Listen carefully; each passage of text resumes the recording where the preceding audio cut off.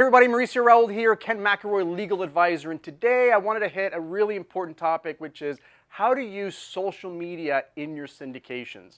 Now, there's a lot of controversy about this because there's a lot of syndicators that would like to go on social media, whether it's Facebook or Instagram or what have you, go on a podcast or just generally advertise their specific deal, and they want to know how to do it because they see a lot of people doing it. So the purpose of this video is to show you how to properly use social media in your syndications. Now, before I start, I want to make clear that if you remember from one of the prior videos, this has to do with a particular exemption for registration. So remember, just as a quick recap, when you're doing a syndication, there's really three things we have to think about: either registering that syndication or finding an exemption, or it's illegal. That's kind of the third one. But when you're looking for exemptions, some exemptions allow you to advertise and some do not.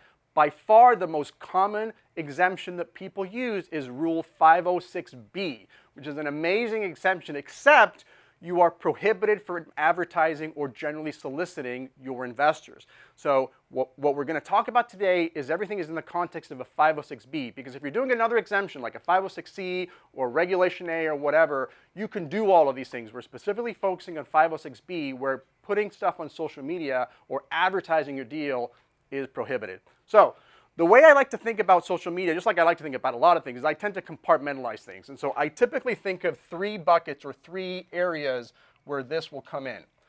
One is the stuff that you could absolutely do on social media, no questions about it, things you definitely cannot do on social media, and then there's that gray area in between. So one of the things that's important to understand is I generally recommend my clients that if you're in an active deal, I would just stay off of social media, period.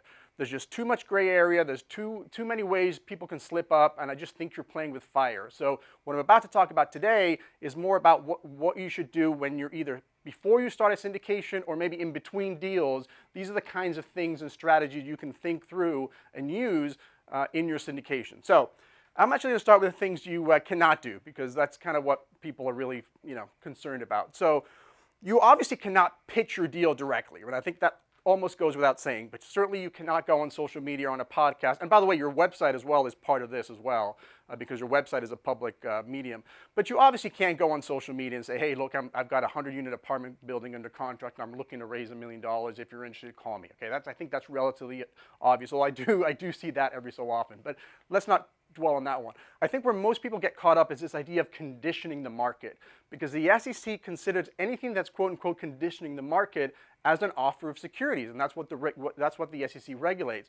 And so what is conditioning the market? It's anything that drums up interest about your deal without necessarily specifically referencing to it.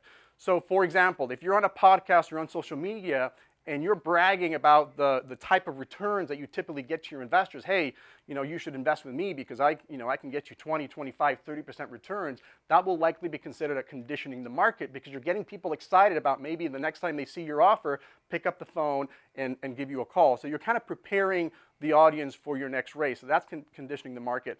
The other thing that I see all the time, which would fall into this category, is when people go on their due diligence trips, right? They do a video on their due diligence and they say, hey, here I am at at so-and-so properties, and we're doing our due diligence today, and inevitably they can't help themselves, but they say, hey, look, this is going to be a great deal, and if you're interested, give me a call or whatever.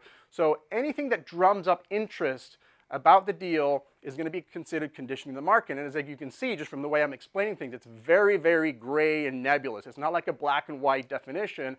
And so that's one of the reasons we want to stay away from doing this kind of stuff when you have an active deal, because it's very, very easy to categorize any of these posts as conditioning the market. So those are the things you cannot do. Let's talk about things you can do, because there are some things you can definitely do and use social media, I think, in a very effective way that a lot of my clients are doing. First of all, you can always post things about you and your company, kind of informational stuff. Now, I know that sounds a little bit boring, putting your resume on there, but the SEC's always recognized that, hey, you've got a business to run, you've got to continue running the business. So talking about your company's values, your experience, just kind of factual information about you or your company is going to be fine. One of my favorite examples of these are a lot of my clients like to do sort of these before and after pictures when they take over a property. So maybe they're fixing up the pool and they say, hey, look at the progress of our pool installation. Here's a picture of how it was when we bought it. Here's a picture of it now. You're literally describing factual information about how the business is doing, and that's going to be just fine. But my favorite way to use social media is one of the great marketing techniques of all time anyway, and that's just adding value. If you can add value to your audience, there's nothing wrong with that, and that's a way for you to actually get additional people on your mailing list. So for example, there's nothing wrong with putting together a report about why real estate is the greatest asset class of all time and has created more millionaires than ever. Nothing wrong with that. Nothing wrong with putting a report on, why Phoenix, Arizona is the greatest market right now. Nothing wrong with putting together a webinar or doing a podcast or anything like that that actually provides value to your end user, and you get some sort of an email capture or some information that you're able to get from them in exchange for that valuable information, or maybe you're just driving them to a website and they're signing up. That's a legitimate way for you to get a contact information from that person, and then you have to put them through the process. You still can't you can't offer them a deal because that would be considered advertising if you're just taking them from that and then offer them a deal. But if you can then go through the process of establishing a substantive relationship with them, and we talked about that in one of the prior videos, so just, you can find it, I think, at the top, or the team will put it somewhere. But you go through the 7 or 8 steps to taking that complete stranger that just, that you got their information from some value-add content, and you put them through those steps. So you take them from a complete stranger to somebody you have a substantive relationship, and then you offer them a future deal. Well, now you've done a legitimate way of using social media to capture people, put them through the process, get to know them, make sure you establish that substantive relationship, and then be in a position to offer them a legitimate deal under a 506B. Again, it's only deals with 506B. If we're talking 506C, you can ignore most of the stuff because you can do all the advertising you want with a 506C, which is one of the benefits of it. And the last one thing I want to talk about is gray area. A lot of this stuff is gray area. Even the conditioning the market thing we talked about at the beginning, that's definitely a gray area. But there's things like, one of my favorite gray areas is this post that most of my clients and everybody else really does when they actually close on a property or close on a deal. You'll see that post, the congratulatory post, where they're high-fiving everyone and congratulating the team and thanking their investors. And that potentially could be considered conditioning the market. It's not black or white, but certainly if you have a deal right around the corner, that could be viewed as somebody just trying to get people excited about your next deal. And so there's just a lot of areas that are gray, which again is one of the main reasons I like to advise just stay off of social media if you've got an active deal. I mean, post about your kids, post about your cats, that's all good stuff, but try not to get too cute with posting about real estate and stuff during an active deal. When you don't have an active deal, just provide some value to your customers, and that'll get you new contacts, and then put them through the process, and you should just be okay.